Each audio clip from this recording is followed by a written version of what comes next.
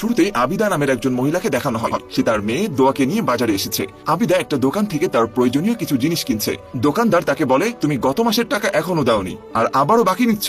তখন আবিদা দোকানদারকে বলে, আমি আগামী মাসেই আপনার সকল টাকা পরিশোধ করে দেব। আর এটা বলেই আবিদা তার মেয়ে দোয়াকে নিয়ে চলে যায়। এরপর তারা একটি বাচ্চাদের ড্রেসের দোকানে যায়। সেই দোকানে আবিদার একটা ড্রেস খুব পছন্দ হয় দোয়ার জন্য, কিন্তু ড্রেসটির দাম অনেক বেশি, তাই সে আর ড্রেস কিনতে পারছে না। তখন আবিদা তার মেয়ের কানে কানে কি যেন বলে, আর তখন দোকানদার আবিদার দিকে এক অদ্ভুত দৃষ্টিতে তাকিয়ে থাকে। মনে হচ্ছিল সে যেন কোনো ভূত দেখেছে। এরপর তারা বাড়িতে ফিরে আসে। তাকে দেখার সাথে সাথেই তার শাশুড়ি খুব চিল্লাচিল্লি শুরু করে, কারণ আবিদা বাজার থেকে ফিরতে অনেক দেরি করেছে আজ। তবে আবিদা তার কথার কোনো উত্তর দেয় না। আর এই হলো আবিদার হাজবেন্ড সোলাইমান। সে পেশায় একজন ট্যাক্সি ড্রাইভার। সোলাইমানের খুবই সামান্য পরিমাণ ইনকাম, আর পুরো সংসার তারই ইনকামের টাকায় চলে। কিন্তু এই সামান্য কটা টাকায় তার পুরো পরিবার চালাতে হিমশিম খেতে হয়। আর হ্যাঁ, আবিদার একটা ছেলে আছে, নাম ফয়সাল। ফয়সালের স্কুলের টাইম হয়ে গেছে, তাই সোলাইমান তার ছেলেকে নিয়ে ট্যাক্সিতে করে রওনা হয়। এদিকে দোয়াও তার পিছু পিছু আসে, কিন্তু সোলাইমান দোয়াকে না নিয়ে শুধু ফয়সালকে স্কুলে নিয়ে যায়। এতে দোয়ার খুব মন খারাপ হয়। সে এক দৃষ্টিতে তাকিয়ে থাকে। তখন আবিদা এসে তাকে সান্ত্বনা দেয় আর তাকে খেলার জন্য বলে। তখন দোয়া খুশিতে একা একাই খেলতে শুরু করে, আর আবিদা খুশি মনে তার মেয়ের খেলা দেখতে থাকে।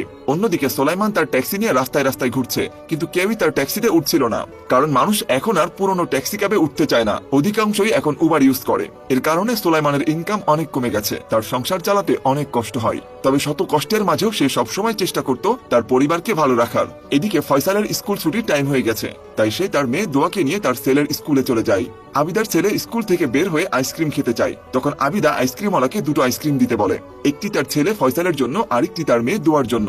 কিন্তু এবার আইসক্রিমওয়ালাও খুব অদ্ভুত ভাবে আবিদার দিকে তাকিয়ে থাকে। জেনে আপনাদের মনেও প্রশ্ন আসছে যে সবাই কেন অদ্ভুত ভাবে আবিদার দিকে তাকাচ্ছে।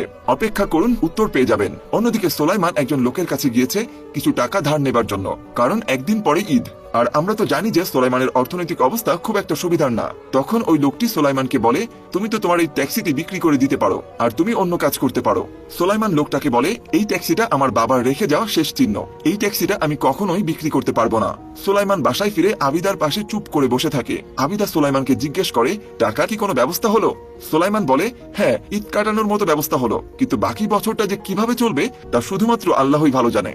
আবিদা সোলাইমানকে সান্ত্বনা দেয়, তুমি কোনো চিন্তা করো না, উপর আল্লাহ সবকিছু ঠিক করে দেবেন।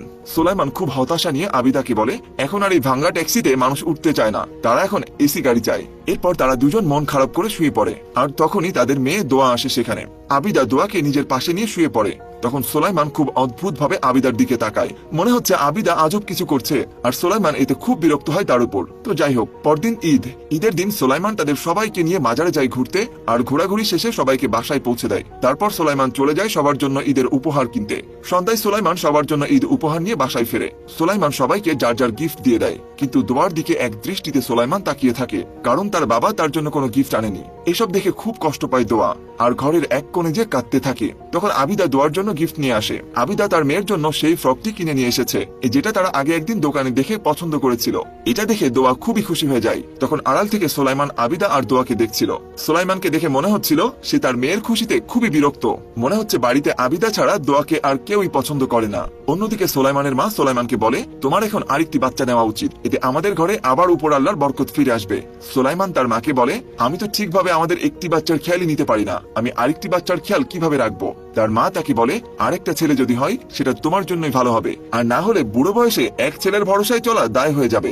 এই যে আমাকেই দেখো না। সোলাইমান মায়ের কথা শুনে চিন্তায় পড়ে যায়, আর একা একা অনেক চিন্তা করে দেখে তার মায়ের কথাও ঠিক, তাদের আরেকটি বাচ্চা নেওয়া উচিত। মায়ের বাধ্য ছেলের মতো সে পুরো রেডি হয়ে থাকে, কিন্তু আবিদা ঘরে আসতে ঘুমিয়ে পড়ে। এদিকে রাত অর্ধেক পার হয়ে যায়, কিন্তু সোলাইমানের ঘুম আসে না। তখন তার মাথায় শুধু মায়ের কথাগুলোই ঘুরঘুর করছে। তাই হুট করে সে মাঝরাতেই আবিদার সাথে শারীরিক সম্পর্কে জড়িয়ে পড়ে। আর এমন সময় অতীত মনে পড়ে যায় আবিদার, যেখানে আপনারা পেয়ে যাবেন আপনাদের সকল প্রশ্নের উত্তর। কয়েক বছর আগে সোলাইমান, তার মা এবং আবিদা একজন ডক্টরের কাছে গিয়েছিল, কারণ আবিদা প্রেগনেন্ট হয়েছে। কিন্তু আলট্রাসোনোগ্রাফিতে দেখা গিয়েছিল আবিদার পেটে একটা মেয়ে সন্তান। এই জন্য আবিদার শাশুড়ি ডক্টরকে বলে, আমরা চাই না আমাদের পরিবারের প্রথম বাচ্চা মেয়ে হোক, তাই সেই ডাক্তারের কাছে অ্যাবর্শন করার কথা বলে। আর এটা শুনে আবিদা খুবই রেগে যায়, আর তার শাশুড়ি বলে, আপনি কিভাবে এটা বলতে পারলেন? আমার পেটের বাচ্চা উপরওয়ালার দান, আপনি কে সেটা নষ্ট করার? আমি কোনোভাবেই আমার বাচ্চাকে নষ্ট করতে দেব না।